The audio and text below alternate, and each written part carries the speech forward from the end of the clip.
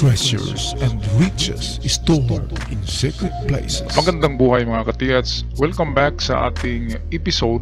Ang ating episode ngayon ay tungkol sa mga emperor treasure symbols and signs na makikita natin na tinatatak sa mga malalaking bato. Well, bago tayo magpatuloy, shout out sa lahat ng ating mga katiyats sa buong Pilipinas, Luzon, Visayas, Mindanao at sa ating mga katiyats in abroad. Mag-umpisa na tayo. Date back 1944, 1945, when it was buried all over the islands of the Philippines. Unahin natin ang sign na ito ay nandyan sa Bulacan, mga Bulakinyo. Baka nandyan lang yan sa bakuran nyo, sa likod ng bahay, sa mga bato na malalaki. Tingnan nyo dyan mga taga Bulacan. Naibaon yan 1943. Yan ay Imperial Treasure. Pag sabihin natin na Imperial Treasure, napakalaking deposit yan. Gold bars yan na kahon-kahon. Ito naman sa Infanta Quezon 1944 ng maibaon. Yan ang sign na yan. That is referring to the Imperial Treasure Site. Ang nagpabaon yan ay ang Emperor ng Japan na si Emperor Hirohito. Ito naman sa Gumaka, Quezon, mga taga Quezon Province. 1944 na ibaon yan. Yan ang sign, isang imperial site yan. Pag sabihin natin na imperial site, hindi yan tulad ng giveaways na mababaw lang. Yan ay malalim hanggang aabot yan ng 25 meters to 80 meters pinakamalalim. So 20 to 80 meters ang lalim ng mga ganyan. Malalim yan pero tiba-tiba kayo pag nakuha nyo yan, mayaman na kayo. Ito naman sa Makati, sa Manila, mga Manilians.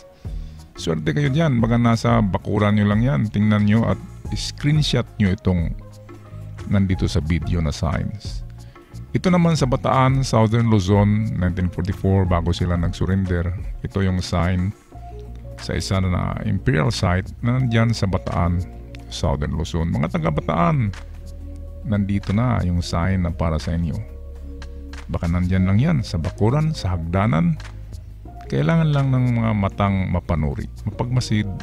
Sabi nga ni Kuya Kim, matang lawin. Ito sa Pandi, Bulacan, 1945 bago magtapos ang giyera. Sa Bulacan maraming nakabaon dyan, 3 Imperial Treasure Site yata.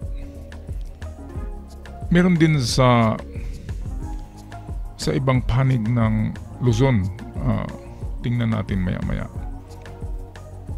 Dinig ko sa Bulacan, mayroong 3 Imperial Site ng treasure dyan. Ito naman sa Camarines, Saragay, Camarines. I-screenshot nyo lang itong nakita nyo sa screen at inyong i-xerox yan, dala-dala. Kung wala kayong cellphone, nasa wallet. Kasi pag nakakita kayo ng mga markings sa bato, yan na yan. Kung kapareho sila ng marking sa bato at yung screenshot nyo, tiba-tiba na kayo. At ito naman guys, ang mga karakter na ito ay hindi ito Japanese, hindi rin ito kanji, hindi rin ito Korean, hindi rin ito American. Ang mga signs na yan ay parang enigmatic sign, parang Da Vinci Code.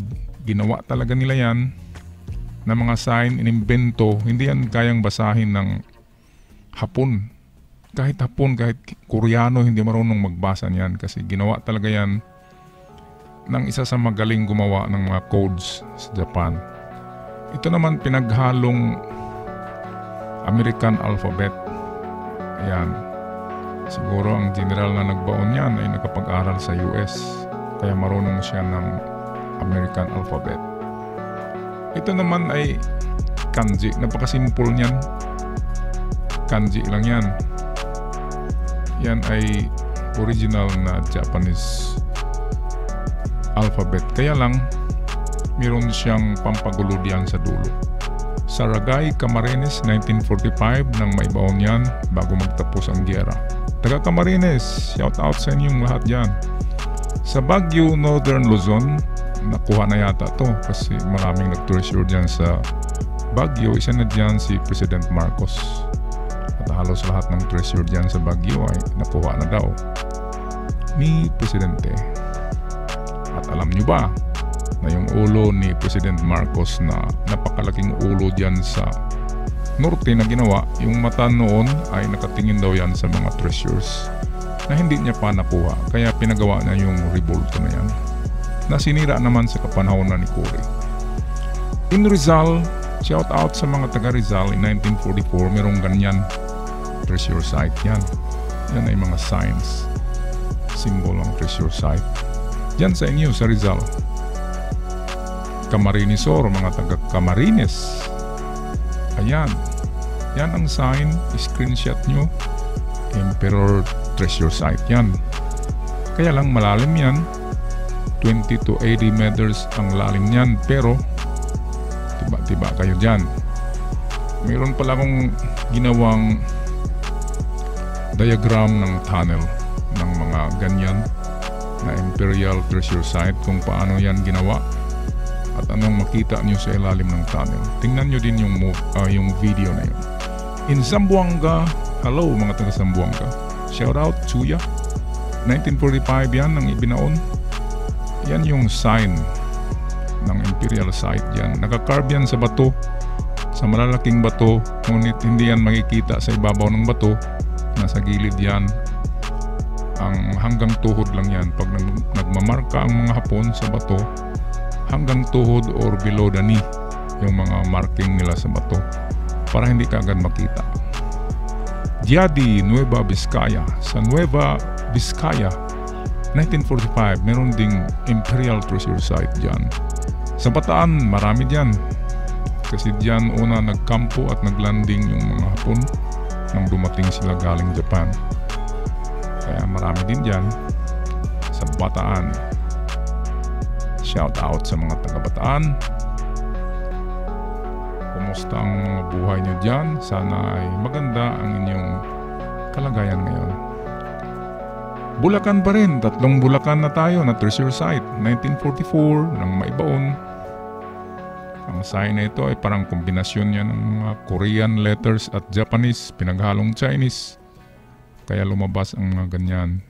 Hindi yan kayang basahin ng Koreano, hindi rin din yan mabasa ng Hapon at ng Chinese. Kaya pinagalo-halo yan ng mga symbols. Ito ay old kanji. Mababasa to ng Hapon. Pero medyo modified siya. In Corregidor, 1945. Sa Bataan pa rin yan, Corregidor. Yan ay malaking Imperial treasure site. Balita ko ay in-operate na yan or nakuha na yan. Okay, so patuloy tayo. In Ananta, sa Las Piñas, dinig ko yan mga 5 years ago. Merong naghukay dyan. Ito siguro yung hinuhukay nila sa Ananta, Las Piñas. Yan yung treasure marker or naka-carve na signs sa bato dyan sa Las Piñas. Kaya lang ang Las Piñas ngayon ay syudad na. Siguro yung mga bato binasag na or tinanggal na. Kaya mahirapan na sila maghanap ng ganyan. In Gonzaga, Cagayan Valley. Wow! Shout out sa mga taga Cagayan Valley. Nandyan sa inyo ngayon ang remaining 7 Golden Buddha nakabaon dyan sa Cagayan Valley. Number 8 daw yung purma ng burial site dyan.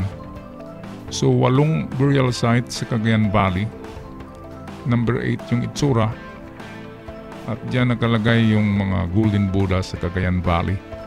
Napakalaging lugar yan.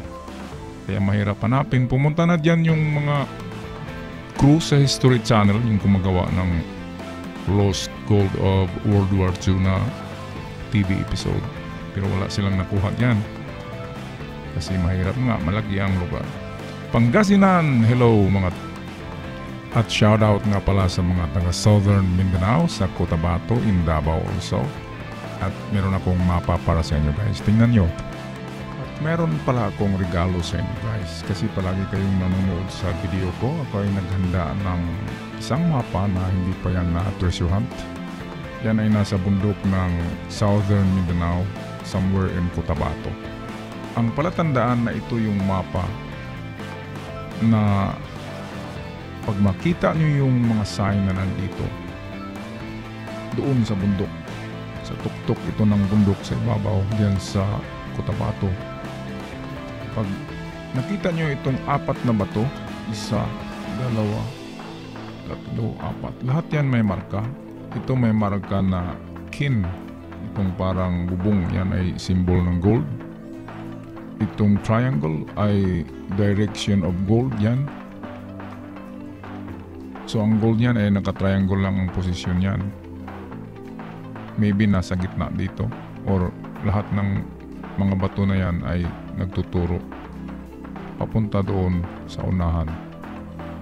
Doon hukayin, hindi mismo sa ilalim ng bato. Dito ay may sign na JK. Dito naman ay 7 na may V. Dito yung kin, symbolizes gold in Japanese. A triangle. So 1, 2, 3, 4. 4 na marker yan, at ito yung east. Dito ka tatayo sa east at harap ka papunta diyan. Makita mo yung 4 na bato na yan. And then kung titingin ka sa kaliwa, makita mo tong marker na river. Mayroong nahiwalay na treasure doon sa river. Nag-iisa lang yan, papunta siya doon. Nilagyan ko na yan ng mga arrow. Ito papunta doon.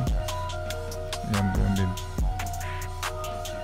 Ang distance niyan ay pinakamalapit 7 meters up to 12 ang layo ng mga yan. Dito naman sa left mo, makita mo itong bato na merong butas, circle yan. Ito yung sign for river. Itong dalawa na ito, isang treasure lang ito. Papunta sa river ang pagkuha niyan. While ito naman ang turtle head, turtle to na bato, ay nakatingin siya doon sa unahan. Nakatingin siya sa lahat ng bato na yan.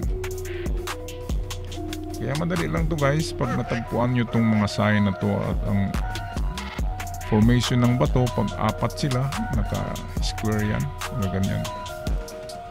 Pag nakita nyo yung kaparihan yan, jackpot na kayo. At sana ay matagpuan nyo ito guys dyan sa Southern Mindanao sa Cotabato. Maraming salamat sa inyong lahat sa nanonood at taga-subaybay sa akin. Ako'y magpaalam na. May the blessing be with you and the fortune be with you. At ako'y magsasabi na don't stop chasing for your golden dreams. Ciao for now.